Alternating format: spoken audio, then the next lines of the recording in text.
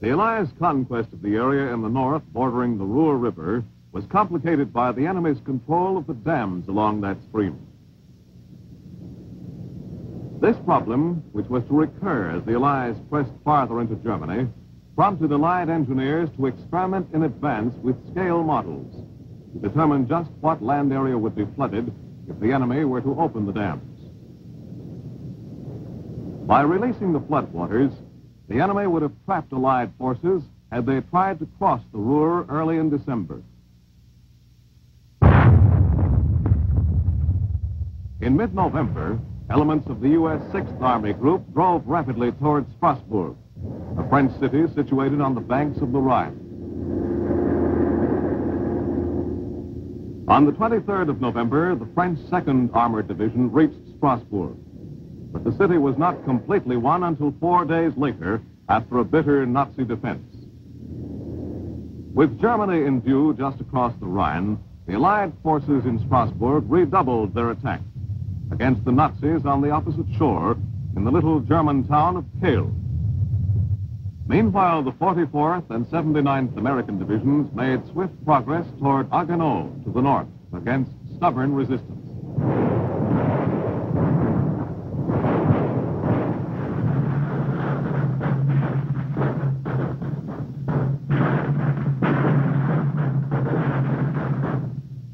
The enemy was not quitting France without a fight.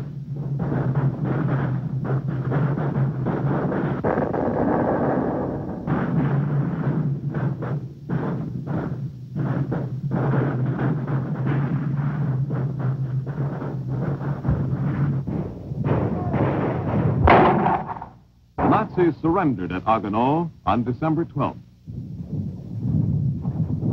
To allow any Germans to remain west of the river in the upper Rhine plain would be certain to cause us later embarrassment. All along the Allied front, the men began to show the effects of the months of battle strain. As the infantry replacement problem became acute, we resorted to every kind of expedient to keep units up to strength. All these measures, however, failed to keep filled the ranks of the infantry formations. As winter approached, the Allied commanders were faced with added problems.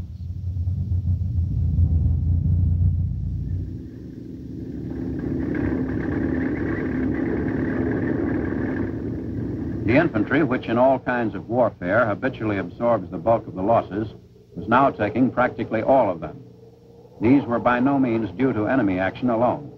In other respects, too, the infantry suffered an abnormal percentage of casualties. Because of exposure, the cases of frostbite, trench foot, and respiratory diseases were far more numerous among infantry soldiers than others. To keep those casualties to a minimum, every precaution possible was taken against the spread of these afflictions. Maintenance of morale was a problem of first importance. We established divisional centers in the rear of the lines where a company or a battalion could occasionally get out of the fighting zone and the men could secure baths, warm beds, and a day or two of rest. The effect of prolonged combat is always bad. If a unit is brought out of line before the processes of physical and mental fatigue have gone too far, it can be ready for re-entry into battle far sooner than one that has been kept in line too long. Moreover, periodic rests for the frontline soldier on the USO and the Red Cross. The services of these devoted people to soldiers in the field were beyond praise. We also established a furlough plan, which gave at least some men the opportunity to go back to Paris. To help make the GI's stay in the city as enjoyable as possible, the Red Cross opened several Allied clubs, which proved a haven for soldiers confused by a strange language. But the foreign flavor of Paris had a universal appeal to visiting GIs and those lucky enough to be stationed there. To a combat soldier, a trip to the French capital seemed like a visit to another world. A 10-day pass in Paris worked wonders in terms of the GI's morale, an especially important factor at this critical time. By mid-December 1944, the Allies had penetrated the German border in the Aachen sector and were threatening to push the entire battle line into Germany. Hitler realized some months earlier that only by a large-scale counterattack could Germany regain the initiative and stave off final defeat a little longer. During the early autumn, the Führer called in his top military advisors, Field Marshal Wilhelm Keitel, Chief of Staff of the Supreme Command, equivalent to the Minister of War, and Colonel General Alfred Jodl, Chief of the Armed Forces Operations Staff.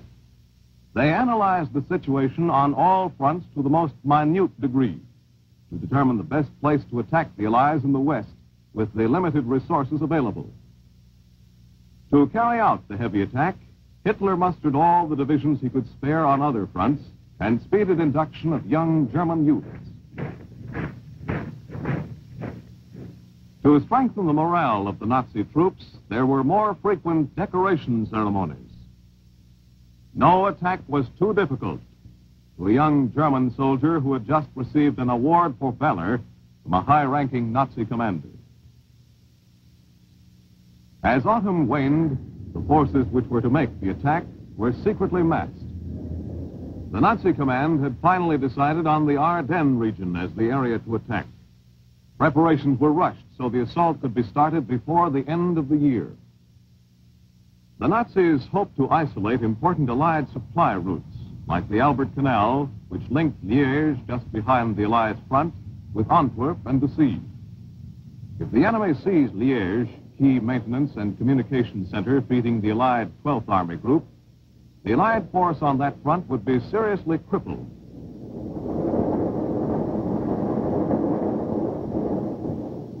Allied supply centers all the way to the coast were the principal objectives of the Nazi commanders. They hoped thus to make the whole Allied supply position virtually untenable and at the same time split the Allied forces in two. With supply centers cut off, Allied hopes for an early victory would be considerably dimmed.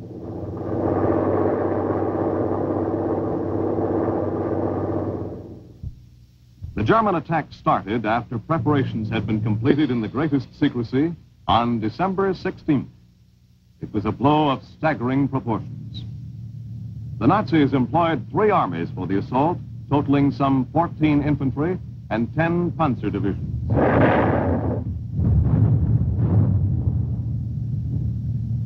The morning of December 17th, it became clear that the German attack was in great strength. The enemy was employing considerable armor and was progressing rapidly to the westward. In 2 important points, the enemy had gained definite surprise. The first of these was in timing. We had believed that he could not be ready for a major assault as early as he was. The other point in which he surprised us was the strength of the attack. On the morning of December 17th, 2 gaps were torn through our line. When the U.S. 7th Armored Division came down from the northern flank on December 17th, the situation was still far from clear. It pushed forward to support the left of the 8th Corps and became semi-isolated in Saint-Vite.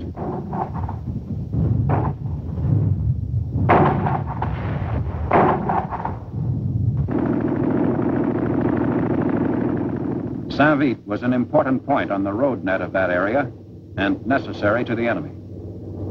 Finally, the continued and heavy pressure of the Germans tended further to isolate the 7th Armored.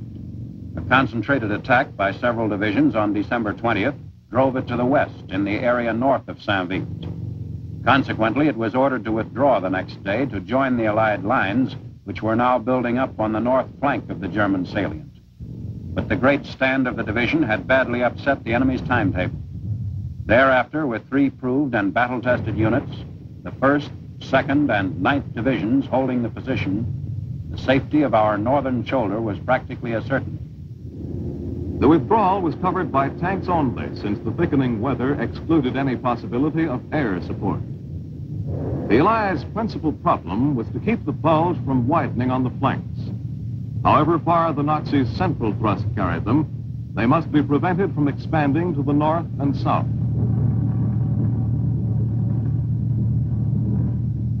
Beginning late in December, the Allies launched a counteroffensive, with the U.S. Third Army attacking from the south and later the First Army from the north. On the northern flank, all Allied ground forces were placed under the operational command of Field Marshal Montgomery. This group included the major part of the U.S. First Army and the U.S. Ninth Army, commanded by Lieutenant General William Simpson. I radioed Montgomery saying, "Our weakest spot is in direction of Namur. The general plan is to plug the holes in the north and launch coordinated attack from the south." Across the Bulge, General Bradley was suitably located to command the forces on the southern flank of the salient, consisting mainly of the U.S. Third Army. It was Bradley's responsibility to outline the exact unit sectors together with other local details of direction and cooperation. I issued verbal orders for Patton's attack under Bradley to begin no later than December 23rd. It was arranged for Patton to concentrate his attacking corps of 3 divisions in the general vicinity of Arlon. The German attack made rapid progress through the center of the salient. During the first weeks of the Battle of the Bulge, the Germans took several thousand American prisoners and promptly took advantage of the opportunity to stock up on the highly prized American cigarettes. After years of smoking inferior Nazi cigarettes, the siege. The defense of Bastogne was not only a spectacular feat of arms, but had a great effect upon the outcome of the battle. Bastogne lay in the general path of the sector of advance of the German 5th Panzer Army. On December 19th, the 101st prepared to defend Bastogne. That morning, we did not know whether Bastogne was yet surrounded, but the strength and direction of advance of German troops in that area indicated that it quickly would be. Consequently, the 101st Division prepared for all-round defense, and although the assaulting armored divisions of the Germans bypassed it to participate in the attack to the northwest, the division was under constant pressure from other German units from that moment onward until relieved.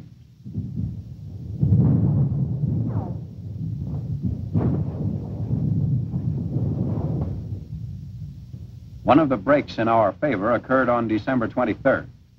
This was a sudden, temporary clearing of the weather in the forward areas, which released our air forces to plunge into the battle.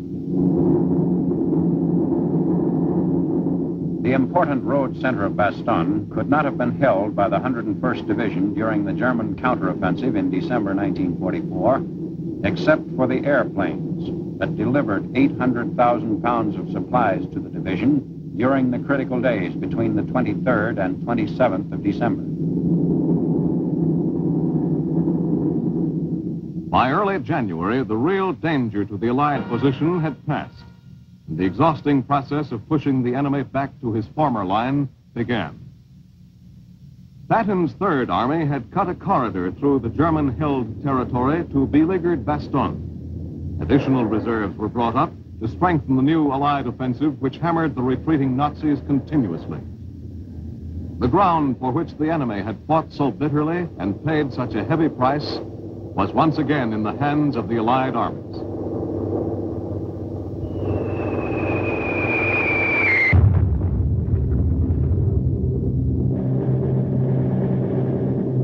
The German Air Force had come out in the strongest attack it had attempted against us in months. Reaction of our own planes was swift. The enemy lost almost half its entire attacking force.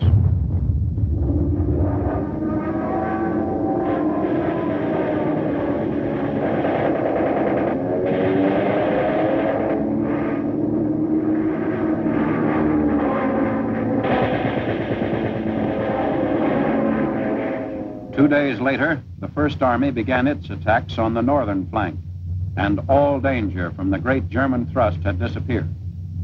From that moment on, it was merely a question of whether we could make sufficient progress through his defenses and through the snowbanks of the Ardennes to capture or destroy significant portions of his forces.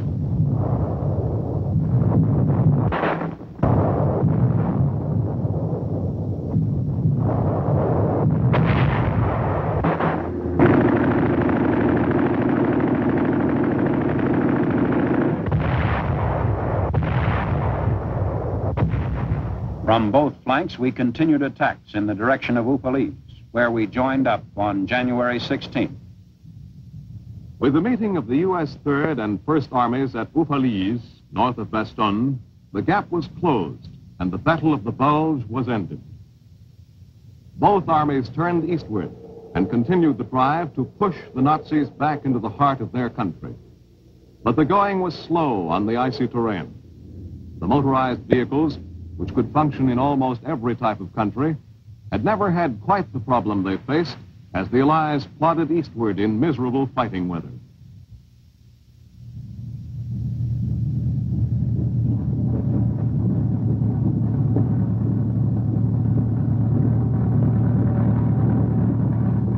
The First and Third Armies continued eastward to drive the Germans beyond their initial lines.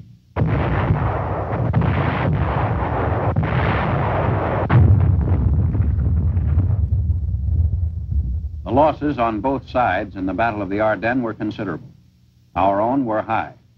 Altogether, we calculated our losses at a total of 77,000 men, of whom about 8,000 were killed, 48,000 wounded, and 21,000 captured or missing.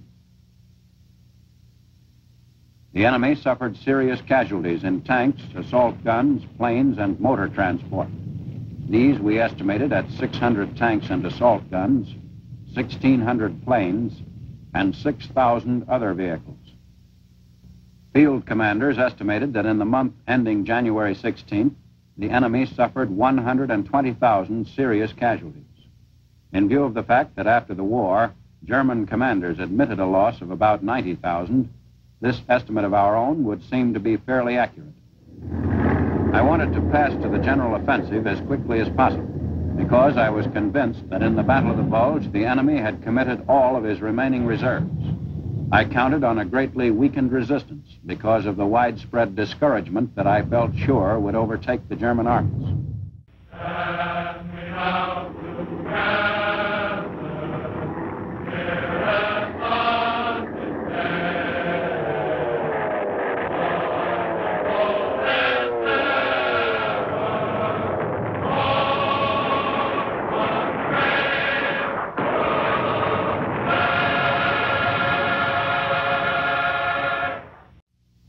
The Allies' immediate objective was the clearing out of all Nazi troops west of the Rhine.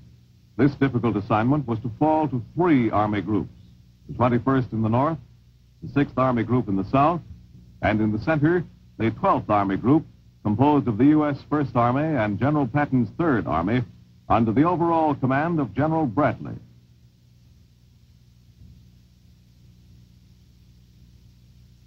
On the Eastern European front, the Russians began a drive of massive dimensions along the entire battle line on January 12, 1945.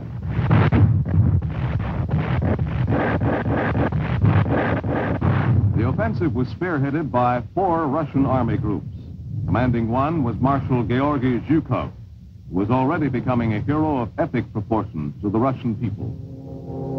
The Russian generals counted heavily on the success of one crushing blow.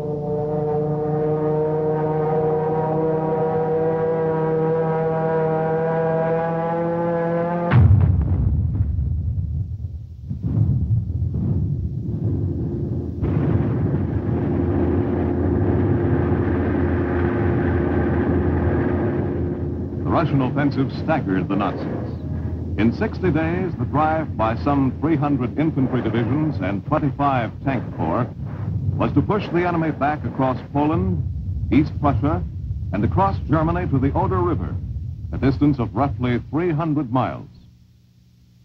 In the west, the major Allied drive was also getting started. As soon as the U.S. First and Third Armies had joined forces at Upaliz on January 16th, Montgomery returned to specific preparation for the advance. Montgomery and I agreed on the proper timing for his initial attack. Originally, we had wanted to make a simultaneous assault by the Canadians and Americans, both of whom could be ready by February 10th. However, neither Montgomery nor I felt it wise to wait. He proposed, and I approved, that the Canadian attack should begin as quickly as possible, even if a period of 2 weeks or more had to intervene before the American Army could join in the operation. The Canadian Army jumped off February 8th. It made satisfactory initial gains, but the troops quickly found themselves involved in a quagmire of flooded and muddy ground. Progress was slow. According to the plan, the keynote of the operation was to be speed. But the weather conditions could hardly have been more unfavorable for a rapid advance. Allied hopes for a quick breakthrough were killed, and the fighting developed into a bitter slugging match in which the enemy had to be pushed back yard by yard. When the Canadians launched their attack, the enemy was slow to respond. But the attackers' difficulty in moving fast over the waterlogged terrain gave the Nazis a chance to consolidate their defenses. Soon, every offensive move by the Canadians was met by stiff resistance. Every square mile of territory was fought for savagely.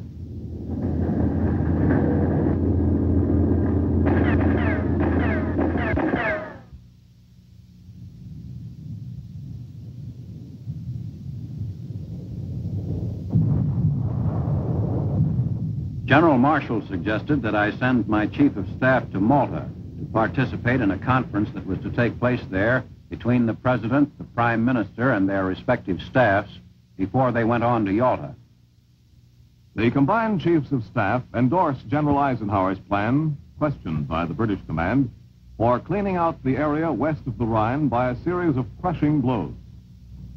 I well knew that with General Marshall backing me, there would be no danger of interference in dealing with Nazi targets.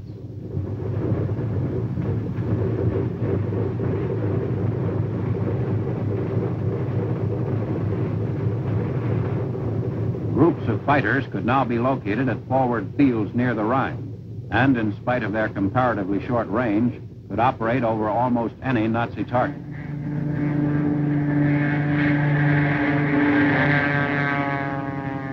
As the effects of the air offensive accumulated, there developed a continuous crisis in German transportation and in all phases of her war effort. The effect was felt also by the Luftwaffe. It had a definite influence upon the ground battles. By this time also, the air had achieved remarkable success in depleting the German oil reserves. By early 1945, the effects of our air offensive against the German economy were becoming catastrophic.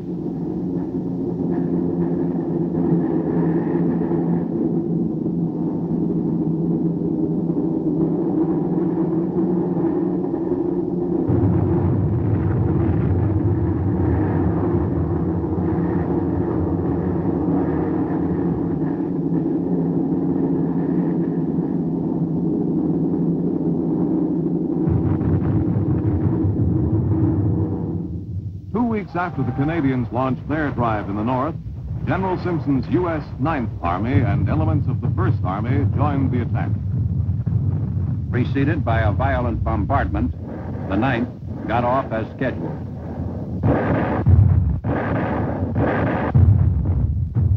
The GIs could do little but wait until the floodwaters of the Ruhr River receded sufficiently for a crossing to be attempted. The opening of the Ruhr River dams by the Nazis had flooded the Ruhr Valley and caused the level of the river itself to rise about 4 feet. For 2 weeks, the floodwaters poured down the Ruhr Valley and held up the advance of the U.S. 9th Army.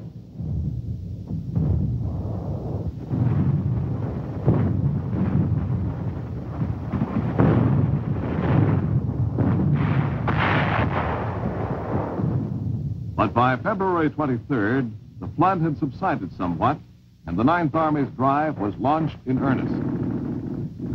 Initially, the troops encountered great difficulties, particularly because of hostile artillery fire upon their floating bridges.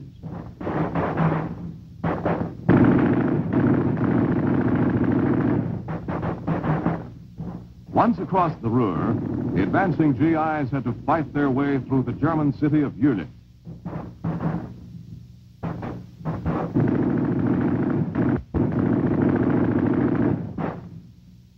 Jülich had been heavily bombed and shelled by the Allies before 9th Army troops entered the city, which they captured on February 24th, the day after they had crossed the Ruhr.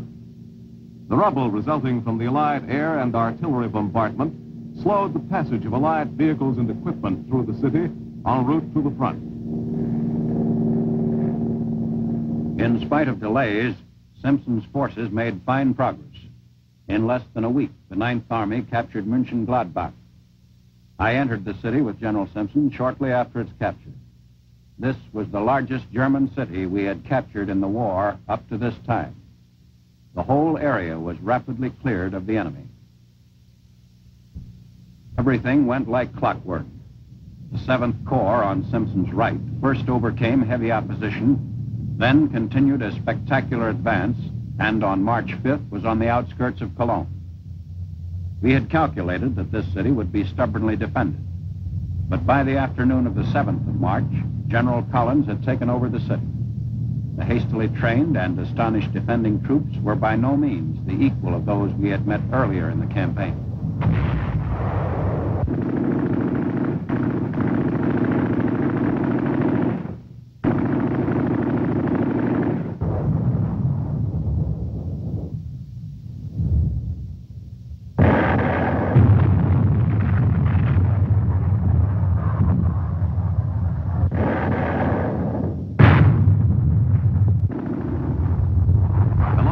Completely won in less than 2 days' time.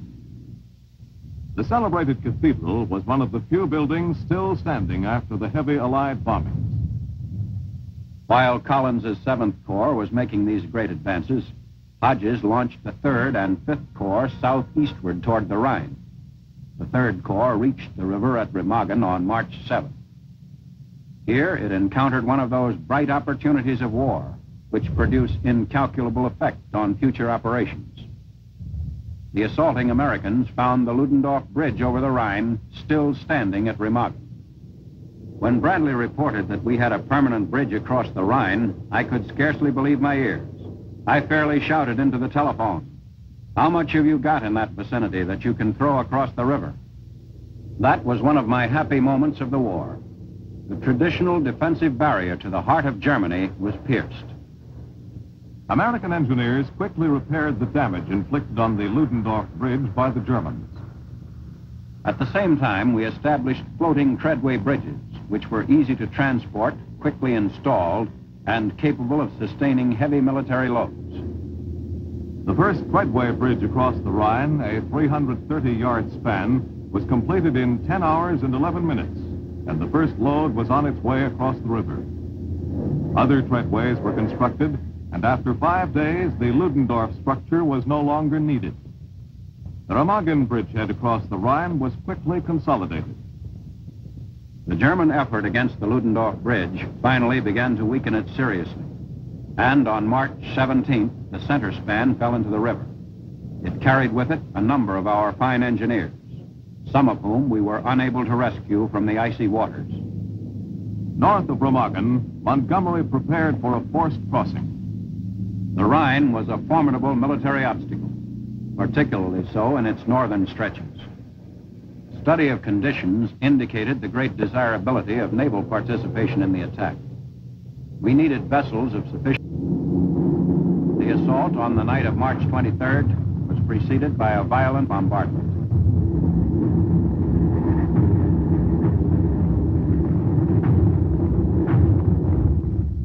Our preparations for the crossing had been so deliberately and thoroughly made that the enemy knew what was coming. We anticipated strong resistance, since we would achieve surprise only by the timing and strength of the assault.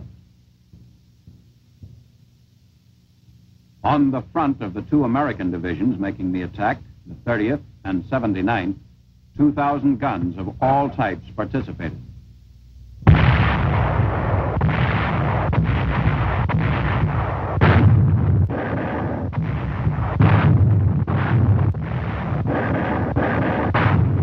To assist the troops of Montgomery's 21st Army Group, who were to make the assault, a heavy smoke screen was laid down over the area where the crossing was to be made. This assault across the Rhine constituted the major Allied effort in the North in this phase of the battle for Germany.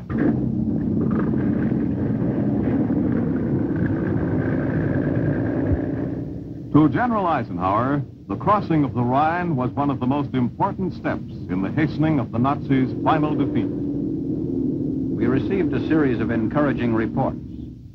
Everywhere, the landings appeared completely successful. The 2 American divisions making the assault on the 9th Army front suffered a total of only 31 casualties during the actual crossing. We were encouraged to believe that we could very quickly achieve such an eastward advance that the communications leading into the Ruhr would be cut.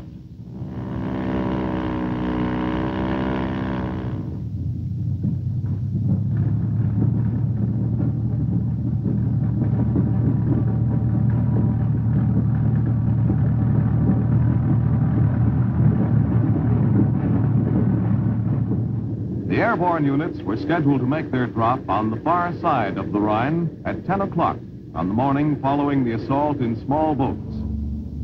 The airborne troops were transported to the assault area in a total of 1,572 planes and 1,326 gliders.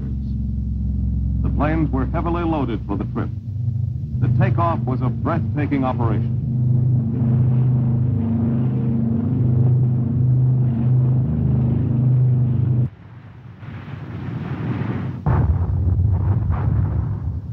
In this operation, the two airborne divisions were to drop close to the front lines, merely far enough back so that they would not be within the zone of our own artillery fire. From those positions, they were to wreck the enemy's artillery organization and participate directly in the tactical battle.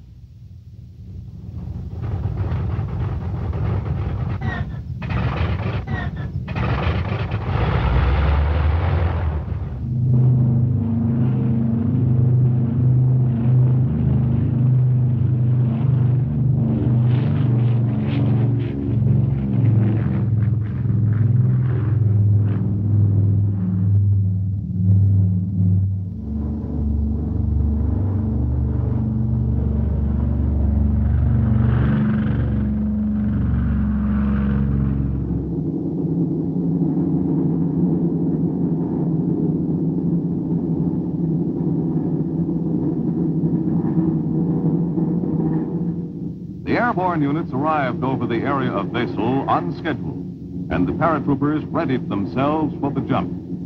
Preparations were also made for cutting the tow lines and setting the gliders adrift. On the whole, the landings went off smoothly. Only a few Allied planes were shot down.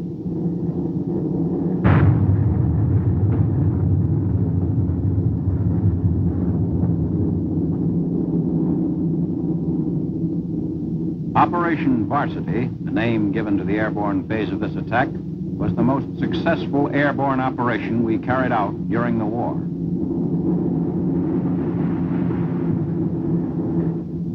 Meanwhile, the ground forces of Montgomery's 21st Army Group crossed the Rhine in increasing numbers. The preparatory artillery fire and bombing had proved most effective, and a firm foothold was established on the east bank of the river.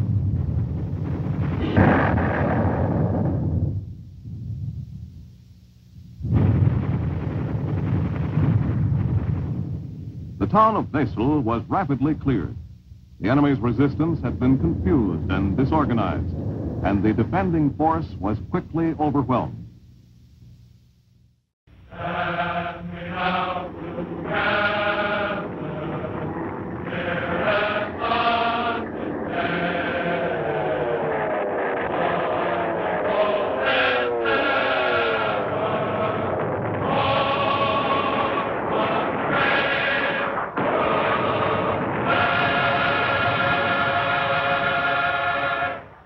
With his top American field commanders, Generals Bradley, Patton, and Hodges, General Eisenhower plotted carefully the exact course of the Allied armies in the final phase of the battle for Europe.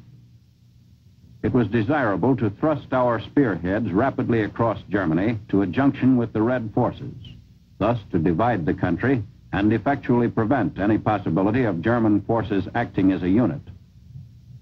In Berlin, Nazi party leaders like propaganda minister Joseph Goebbels were reminded more and more forcibly that the Allies were drawing closer. Allied planes now paid daily visits to the German capital. Resistance to the Allies was becoming much more difficult for the Nazis in all phases of their war effort. With fuel supplies at a new low, German trucks in Berlin were often taken in tow by trolley cars. On every level, the operation of the life of the city was crippled more seriously as the fronts on both the east and the west were pushed closer to Berlin. The Nazis were trapped in their doomed capital, but still refused to submit to the inevitable. The Allies sent out urgent appeals for the German people to surrender via broadcasts in their own language from Allied control stations, such as Radio Luxembourg. These broadcasts reached many thousands of German citizens. The German people were also advised that they would not be tortured and executed, an idea that had been drummed into them by the Nazi propaganda machines. Dies bringt die Gesamtzahl der deutschen Soldaten, die sich in alliierten Kriegsgefangenenlagern in Sicherheit befinden, auf 9 I surrender. These broadcasts were effective. As the American soldiers took over control of Nazi towns and cities, many Germans, no longer dominated by the Wehrmacht, were quick to put themselves in Allied hands. Many were still fearful that the Nazi claims about their torture by Allied soldiers might be true, but were soon convinced to the contrary. It now appeared that a double envelopment would not only finally and completely sever the industrial Ruhr from the remainder of Germany, but would result in the destruction of one of the major forces still remaining to the enemy. The industrial importance of the Ruhr to Germany had been greatly diminished, even before we surrounded it. As a consequence of the threats now developing on both sides of that area, it would have seemed logical for the Germans to withdraw their military forces for use in opposing our forward advances. Certainly, it should have been clear that with the Ruhr surrounded, there would be lost whatever military forces might be jammed into its defenses.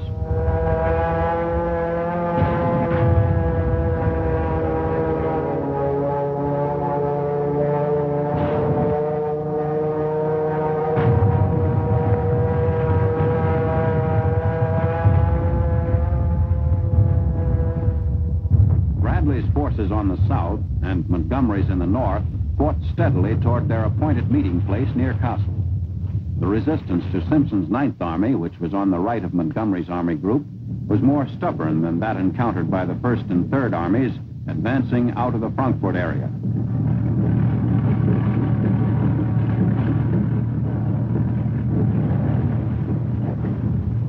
As a result, the southern arm of our pincers swung well around the eastern and northeastern flanks of the Ruhr to meet Simpson's advancing columns in the vicinity of Lippstadt, near Paderborn.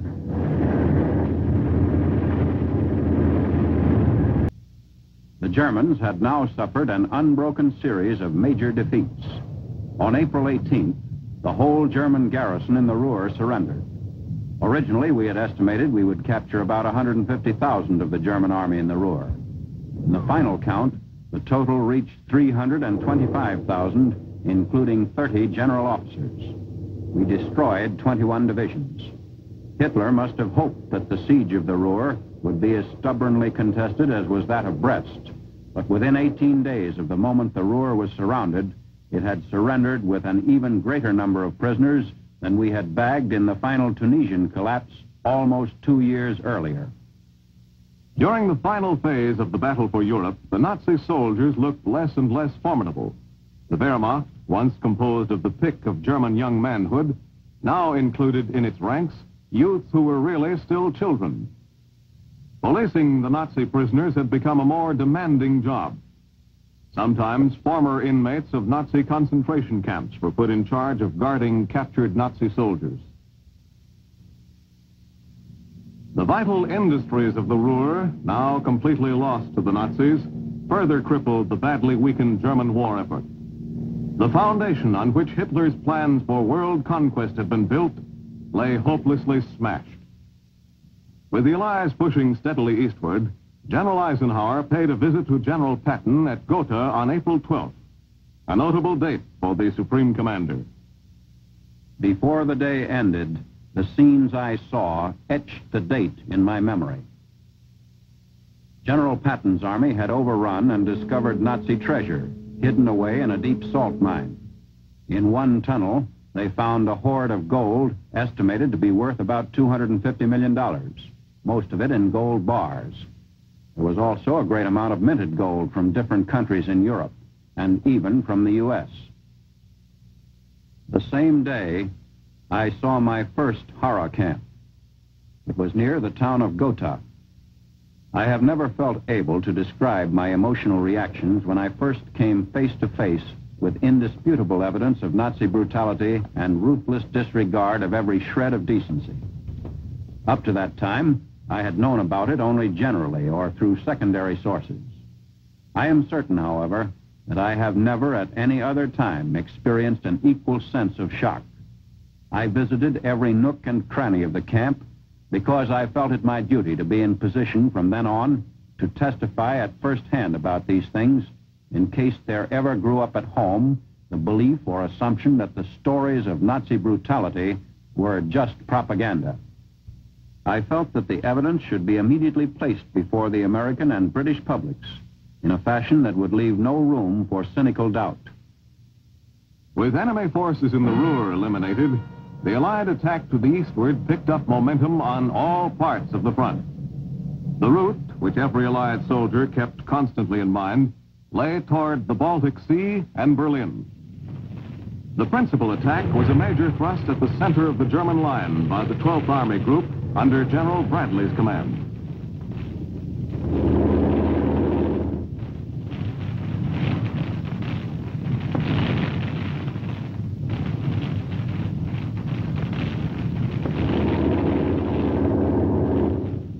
Bradley's advance was conducted on a broad front.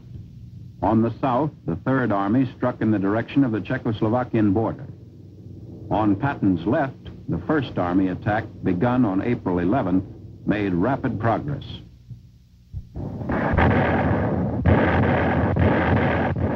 On April 14th, the 3rd Armored Division of Collins's 7th Corps reached Dessau, practically on the Elbe. This corps, which had been in the original assault against the Normandy beaches and soon thereafter had captured Cherbourg, had fought all the way across northwest Europe from the coast of France to the River Elbe. The stage was now set for the final Allied moves of the campaign. The enemy had no means of restoring a single front against either the Russians or ourselves. Throughout western Germany, as the Allied front moved swiftly eastward, some units were charged with checking on areas which the frontline troops had passed through hurriedly. The GIs rounded up a number of spies, and in addition, German soldiers who had quickly changed into civilian clothes. Whenever any Nazis in either classification were caught, the penalty was quickly executed by Allied military units. Ready, and fire!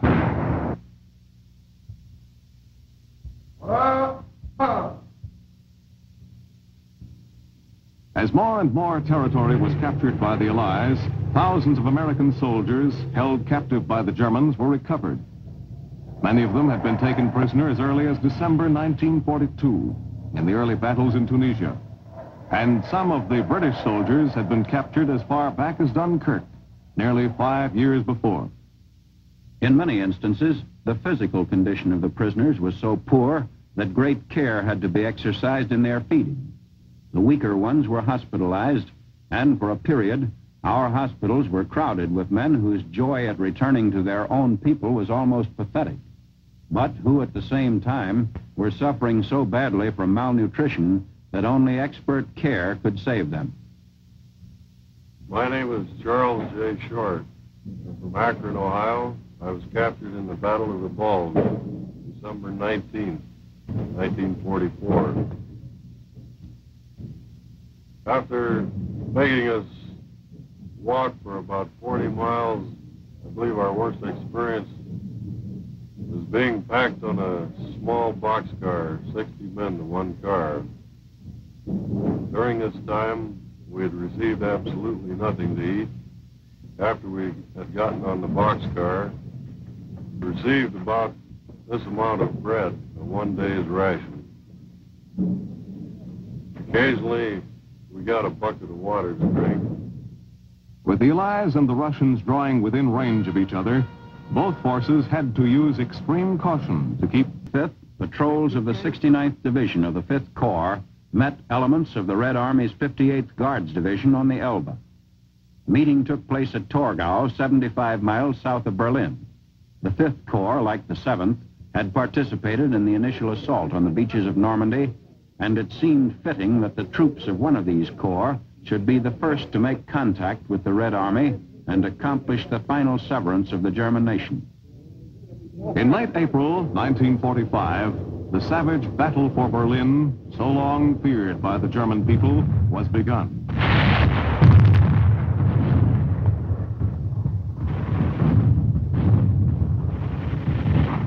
The Russians under Marshal Zhukov had penetrated deep into the Nazi capital.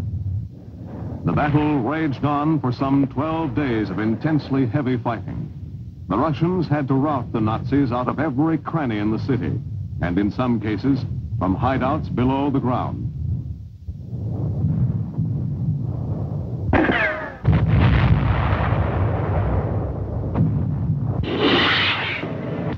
The last of the defenders surrendered to the Russians on May 3rd. Soviet commanders estimated that the futile defense of Berlin had cost the Germans 500,000 killed and captured. The climax of a war which had cost both sides hundreds of thousands of dead and wounded was finally over.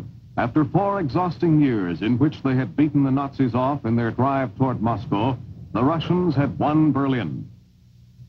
The Nazi swastika, symbol of Hitler's new order, no longer flew over the city. Berlin was no longer a seat of German government, no longer capital of a German nation. For the first time in a century, a foreign power was in possession of the capital of the once mighty German nation. The Russians who first occupied Berlin were elated at the damage resulting from the saturation bombings by the British and American air forces in the months preceding the fall of the city. The Nazi Empire, which Hitler had predicted would last for 1,000 years, had been crushed to death only 12 years after its beginning. The devoted Nazi Party followers had run the gamut from fanatical mass hysteria following their early victories to humiliating total defeat. The conquerors of Berlin took especial delight in unfurling their flag from Nazi symbols of military glory, like the Brandenburg Gate. And the sacred precincts of the Reich's chancellery were now invaded by the calm but exultant Russian leaders. Reminders of the once worshipped Führer no longer had a place of eminence. In late April, the first official surrender by a Nazi area command took place at Caserta, Italy. The envoys of the top Nazi generals in the Italian theater surrendered unconditionally to the Allies on April 29th. The German surrender of Nazi-held territory in Italy and Austria was to become effective at noon on the 2nd of May.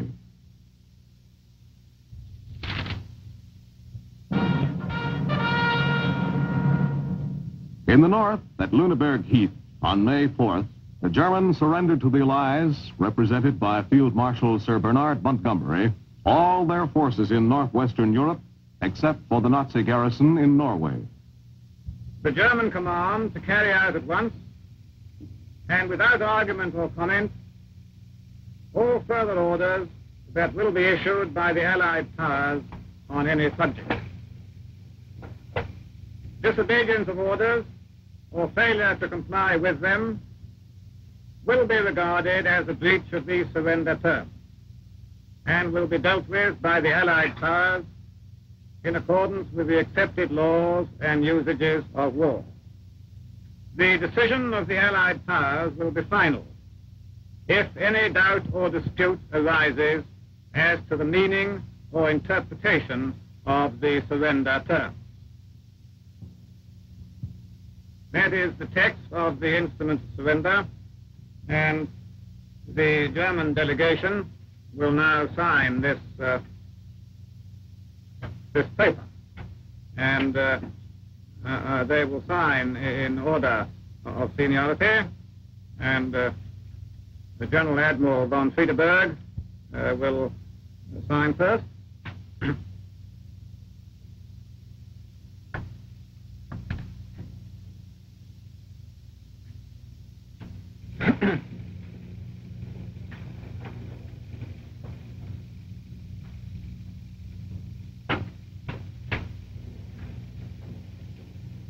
Now, General Kinsel will sign next.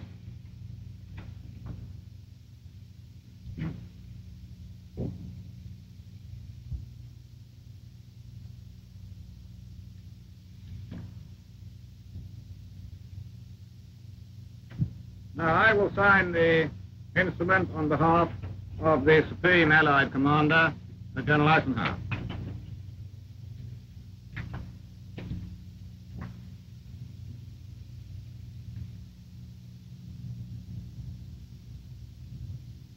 Now, that concludes the formal surrender, and there are various matters now of detail to be discussed, which we will do in closed session.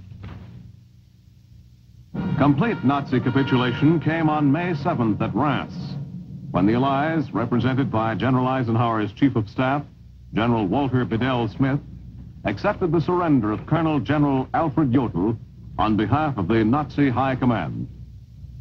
All hostilities were to cease at midnight on May 8th. The surrender instrument was signed by Jodl at 2:41 in the morning of May 7, 1945.